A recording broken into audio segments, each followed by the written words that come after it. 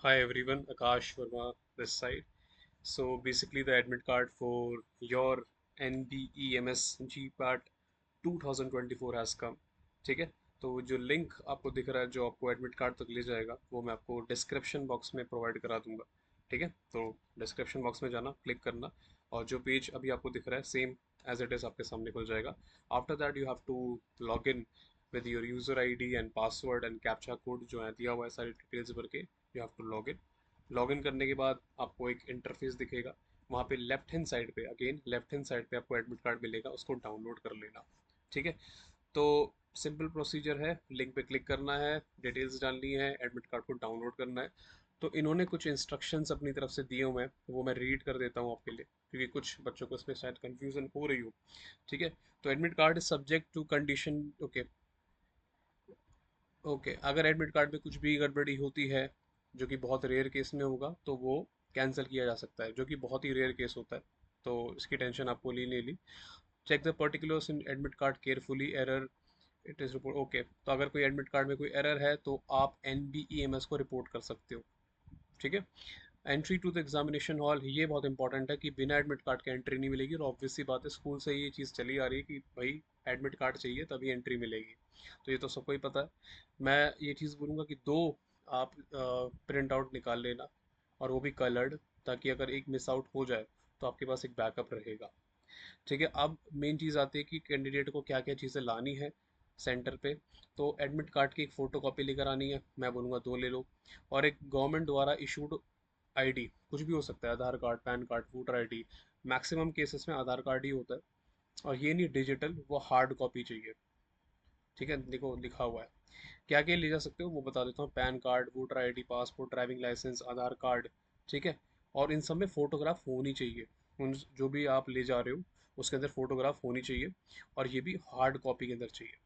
ठीक है, ऐसा नहीं है फ़ोन से दिखा रहे हो, वो चीज़ नहीं चलेगी, आपको हार्ड कॉपी चाहिए ही चाहिए। Photocopies, scanned copies in mobile phones are not acceptable, ये चीज़ याद रखना। ठीक है, as candidates cannot carry the mobile device inside the test center, documents stored in DigiLocker cannot be shown inside the test center। तो डिजी वाले भी documents applicable नहीं है, ओनली हार्ड कॉपी चलेगी। Please maintain silence and discipline, ये तो obvious सी बात है। अनफेयर मीन्स का इस्तेमाल नहीं करना, डिसिप्लिन मेंटेन करना। आगे चलते हैं, सेल फोन वगैरह, पेजेस, ये सब चीज़ें अलाउड नहीं है। ठीक है, cell phone, pages, calculators, pen drive, tablets strictly prohibited. ठीक है, आगे देख लेते हैं कुछ इंपॉर्टेंट चीज़ है तो। You must not also carry pen and pencil, आपको नहीं ले जाना है। ठीक है, एक डिजिटल नॉर्मल कैलकुलेटर आपको प्रोवाइड होगा न्यूमेरिकल्स के लिए जो भी आते हैं दो तीन। To check against possible impersonation. Okay, ठीक है, ये सब आप रहने दो, मतलब इतना इंपॉर्टेंट नहीं है आपके लिए। बस इतना बताया हुआ है कि जो भी आप जा रहे हो और आपके पास आधार कार्ड होना चाहिए या फिर जो भी वोट आप ले जाना चाहते हो, और एक एडमिट कार्ड होना चाहिए, ताकि जो वहाँ पे इन्विजिलेटर है आपको वेरीफाई कर सके, हाँ यही बंदा एग्ज़ाम देने आया है। ठीक है, कुछ भी इशू है तो आप इन्विजिलेटर से पूछ सकते हो by raising your hand, basic basic चीज़ें हैं। ठीक है, एग्जामिनेशन में ये बहुत क्रिटिकल पॉइंट है नाइन्थ वाला, कि एग्जामिनेशन में लेट एंट्री नहीं मिलेगी, टाइम से पहुंच जाना। ठीक है, कुछ इंस्ट्रक्शंस आएंगे स्क्रीन के ऊपर, उसको फॉलो करना है आपको। और ये लिस्ट है, पढ़ लेना क्या क्या चीज़ आप नहीं ले जा सकते। ठीक है, कोई भी आइटम आप जो आप साथ में ले जाते हो, बैग, आपके नोट्स, आपके फ़ोन, उसको अलग से रखने के लिए कोई भी अरेंजमेंट नहीं किया जाएगा। तो अपने सामान की आपकी खुद की जिम्मेदारी रहेगी। ठीक है, अपने फिंगर्स पे या अपने हाथ पे कुछ भी नहीं लिखना। ठीक है, वहाँ पे बायोमेट्रिक के थ्रू आपका आइडेंटिफिकेशन होगा, तो मेक श्योर कि सब चीज़ें क्लीन हो। एक दिन ही जाके पहले सेंटर को चेक कर लेना। ठीक है, तो और अगर अभी भी कोई इशू है एडमिट कार्ड में तो अभी भी आप उसको NBEMS को रिपोर्ट करो और on the communication web portal CWP, ताकि करेक्शंस अगर अभी हो सकते हैं तो हो जाए, नहीं तो बाद में दिक्कत आ सकती है। तो कुछ भी एडमिट कार्ड में इशू आ रहा है तो उसको आप चेक करा लो। ठीक है, एडमिट कार्ड में दो पेज होने चाहिए, एक पेज पे नहीं कराना, दो पेज होने चाहिए। और वो भी आपको A4 साइज वाइट पेपर पे कराना है। ठीक है, तो ये चीज़ याद रखना, दो पेज में आना चाहिए आपका एडमिट कार्ड, और A4 साइज शीट होनी चाहिए, वो भी back to back, back to back. ठीक है, वैसे इतनी ज़्यादा इंपॉर्टेंट बातें नहीं है, लेकिन स्टिल जो सबसे इंपॉर्टेंट बात ये है कि आप टाइम से सेंटर पहुंच जाओ, लेट ना पहुंचो, एडमिट कार्ड आपके पास हो, एक आइडेंटिटी प्रूफ आपके पास हो, आधार कार्ड, पैन कार्ड, जो भी आप ले जाना चाहते हो। कोई फालतू की चीज़ आपको वहाँ नहीं ले जानी, ठीक है? कुछ भी अलाउड नहीं है। वो सामान जो जो अलाउड नहीं है, वहाँ लिस्ट यहाँ ऑलरेडी दी हुई है, ठीक है? तो इंस्ट्रक्शंस लिखे हैं आपके सामने, एक बार वीडियो देख सकते हो आप, ठीक है? अब मैं एक और चीज़ पे चलता हूँ कि 27 तारीख को डेमो टेस्ट आया था इनका, ठीक है? तो डेमो टेस्ट में क्वेश्चंस नहीं थे, बस ये चीज़ थी कि इंटरफेस किस तरह से आपको दिखेगा। ओके, तो 27-28 तारीख को ये आ गया था, तो मैं आपको ये भी एक बार दिखा देता हूँ। तो इसका भी लिंक मैं डिस्क्रिप्शन में डाल दूंगा। इस इंटरफेस आपको ऐसा दिखेगा, आपको जाके क्लिक करना है एप्लीकेशन लिंक पे, और यहाँ पे आपको सारी चीज़ें मिल जाएंगी। आपको मॉक लिंक पे क्लिक करना है। तो ये एग्ज़ाम में आपको दिखाने की कोशिश कर रहा है कि किस तरह से एग्ज़ाम में आपका इंटरफेस दिखेगा, ठीक है? इस पर आप साइन इन करेंगे। ओके, थोड़ा वेट करते हैं इसका। चलो, आ गया। तो ये एग्जाम्पल है, वैसे आपका एग्ज़ाम 180 मिनट का होगा, यहाँ 10 मिनट का एक सैम्पल दे रखा है, ठीक है?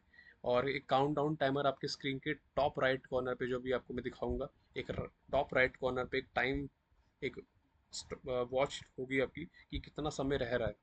अभी मैं आपको दिखाता हूँ वो चीज़ भी, ठीक है? आप खुद से एग्ज़ाम सबमिट नहीं कर पाओगे, ये सारी चीज़ें ऑटोमेटिक होंगी। जैसे ही टाइम खत्म होगा, एग्ज़ाम अपने आप सबमिट हो जाएगा। The question paper will be divided into time bound sections. आपके 5 सेक्शंस होंगे, ए से लेके ई तक, सब में बराबर टाइम बटा होगा, ठीक है? एक सेक्शन को करने के बाद ही आप दूसरे सेक्शन पे जा सकते हो। दूसरे सेक्शन पे पहुंच गए तो वापस नहीं आ सकते, ठीक है? The candidates would be restricted to proceed to the next section only after the completion of the allotted time of the previous section, and candidates would not be allowed to review the questions or modify the responses of a section after the completion of allotted time of that section। मतलब एक section को complete करके ही दूसरे पे जा पाओगे, और एक बार दूसरे पे चले गए तो वापस नहीं आ सकते, ठीक है? चलो, तो ये सारी चीज़ें यहाँ दी हुई हैं। एक बार इंटरफेस देख लेते हैं कैसा दिखता है। जैसा हर एग्ज़ाम का होता है, आपने काफ़ी एग्ज़ाम दिए होंगे, वैसा ही है, नॉर्मली है। तो एक बार मैं आपको दिखा देता हूँ। तो आपको दिख रहा है group A, group B, group C, group D, group E. अब यहाँ पे आपको टाइम लेफ्ट दिख रहा होगा, तो ये 2 मिनट का दे रखा है। वो आपका रहेगा, चलेगा 36 मिनट्स का रहेगा। हर एक सेक्शन को 36 मिनट्स मिलेंगे, ठीक है? तो यहाँ पर दिया हुआ है, हर एक क्वेश्चन पे आप आंसर करते हैं, तो आप इसको सेवन नेक्स्ट करेंगे तो ये ग्रीन हो गया क्योंकि आपने आंसर कर दिया। जो आप आंसर नहीं करेंगे वो रेड होगा। जिस पे आप विजिट अभी तक नहीं किया, आप थर्ड क्वेश्चन पे नहीं गए, तो उसको अभी ग्रे कलर का कर रखा है, जो मार्क्ड फॉर रिव्यू कर रखा है। और जिसको answered and marked for review कर रखा है, ये इंपॉर्टेंट है। अगर किसी क्वेश्चन को आपने सिलेक्ट करके mark for review and next कर रखा है, तो ये इवेलुएट नहीं होगा, इसका मार्क्स नहीं दिया जाएगा, ठीक है?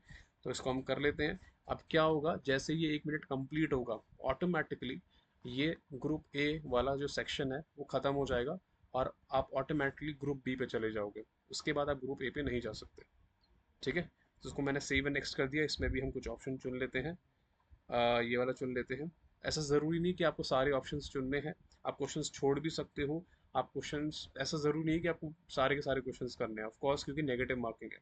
तो वो मेरी मर्ज़ी है कि मैं कितने क्वेश्चंस करता हूँ, ठीक है?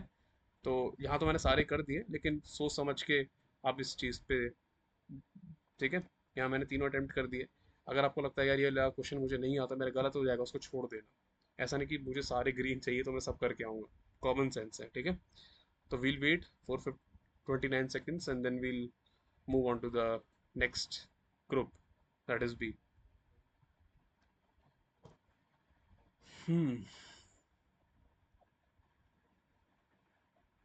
ओके, तो यहाँ पे एक मॉन्यूमेंट दिया हुआ है, लेकिन हाँ, उसी सेक्शन के आप प्रीवियस क्वेश्चंस में जा सकते हो, तो ये अच्छी बात है। ये एप्टीट्यूड के क्वेश्चंस हैं, ये इंग्लिश का क्वेश्चन है, कॉम्प्रहेंसिव, कॉम्प्रहेंशन बोलते हैं जिसे हम, ठीक है? तो देखो, अब देखो ये चीज़ हुई, आपका टाइम खत्म हो गया, आप ग्रुप ए से बी में आ गए। अब मैं ग्रुप ए पे क्लिक करूंगा ना, मैं जा नहीं सकता उसमें। अब मैं ग्रुप सी में भी नहीं जा सकता, मैं ग्रुप बी में ही स्टक हूँ। अब मैं इसी के क्वेश्चंस ही प्रैक्टिस कर सकता हूँ, ठीक है? इस पे गया मैंने, इस पे गया। लेकिन हाँ, अगर आपको लगता है कि वन क्वेश्चन का मुझे वापस से देखना था, तो आप इसमें स्विच कर सकते हो। एक सेक्शन में क्वेश्चंस में स्विच कर सकते हो, बिटवीन सेक्शंस आप स्विच नहीं कर सकते। मैं ग्रुप बी से ग्रुप डी में नहीं जा सकता, ना ही मैं ए में जा सकता हूँ। लेकिन हाँ, आप ये देख सकते हो कि आपने ग्रुप ए में कितने क्वेश्चंस किए थे या कितने छोड़े थे। तो आई होप एक अच्छा आइडिया आपको मिल गया होगा कि किस तरह से एग्ज़ाम आपका होने वाला है। So all the best, keep preparing, and I know you will do your best, and the best will happen for sure. Thank you so much.